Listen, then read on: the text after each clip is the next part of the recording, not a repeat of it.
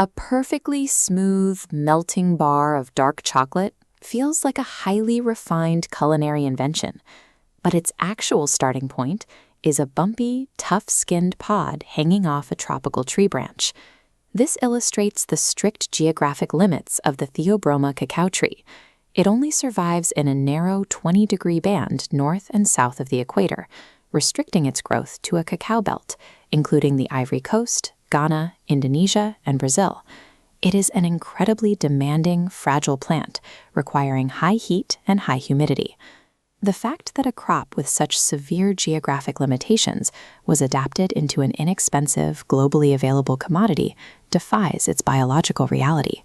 For thousands of years, Mesoamerican cultures didn't eat cacao, they drank it. They roasted the beans and crushed them into a bitter, frothy, spicy liquid. These beans were so valued that Aztec societies used them as actual currency in daily trade. In 1828, a Dutch chemist named Coenraad van Houten invented a hydraulic press that could separate the natural fat, the cocoa butter, from the roasted beans, leaving behind a dry powder. Decades later, Swiss manufacturers took that powder, added back some of the fat, and mixed in powdered milk and sugar.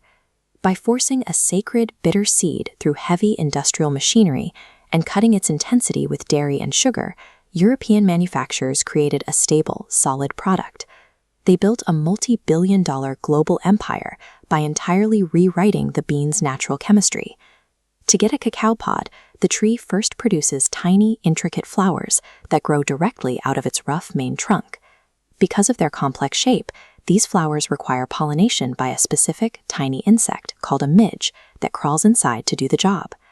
Once harvested, the raw beans are intensely bitter and lack any recognizable chocolate flavor. Farmers pile the beans under banana leaves and leave them to ferment in the jungle heat. Microorganisms break down the sugars in the surrounding pulp, halting the bean's natural enzymes and building its aromatic baseline. The fermented, dried beans are then roasted. This triggers the Maillard reaction, a chemical interaction between amino acids and reducing sugars that occurs under high heat. This thermal reaction creates the rich, familiar aromatic notes you associate with chocolate. What we perceive as the natural taste of chocolate does not exist in the raw plant. That profile is engineered through a precise, forced sequence of biological decay and intense heat. Inside a factory, the roasted beans are ground into a liquid paste containing both cocoa solids and cocoa butter. Dark chocolate keeps a high ratio of solids to fat.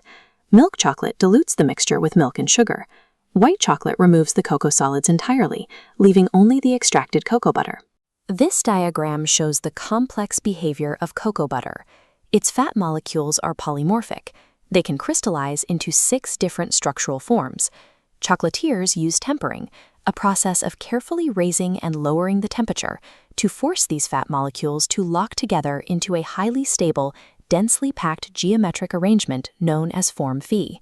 If the temperature control fails, the fat crystallizes in a loose, disorganized state. The cocoa butter separates and rises to the surface, creating a dull, whitish, crumbly texture known as fat bloom.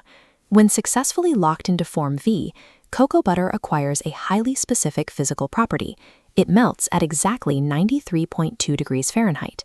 Human body temperature is 98.6 degrees Fahrenheit.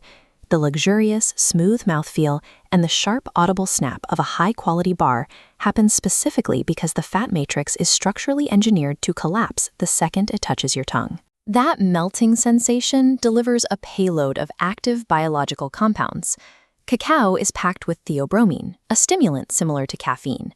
Humans possess the necessary enzymes to metabolize theobromine quickly. Dogs, however, process it very slowly, allowing the chemical to build up to toxic levels in their nervous system. Ancient cultures observed the stimulating effects of these chemicals and literally named cacao the food of the gods, integrating it into religious rituals and utilizing it as a medicine to treat fatigue. Our craving for chocolate is driven by this intense physiological response. It interacts with mammalian biology so strongly that it has been administered as a sacred cure, while acting biologically as a potential poison. To feed global demand, the modern cocoa trade operates on a massive industrial scale. Today, roughly 60%. The supply chain supporting this volume relies heavily on extreme human exploitation. An estimated 2.1 million children work on West African cocoa farms. Many use chainsaws to clear forests or swing machetes to harvest pods, earning less than $1 a day, falling well below the extreme poverty line. Over 2 decades ago, major chocolate companies signed the Harkin-Engel Protocol, promising to eradicate child labor from their supply chains. That effort failed. Concurrently, the narrow cacao belt is facing intense deforestation and shifting climate conditions that threaten the survival of the theobroma tree itself.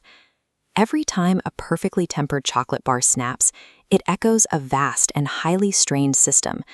We engineered a bitter jungle seed into a cheap, globally standardized confection, and we sustain it through historical exploitation, precise chemistry, and an increasingly precarious future.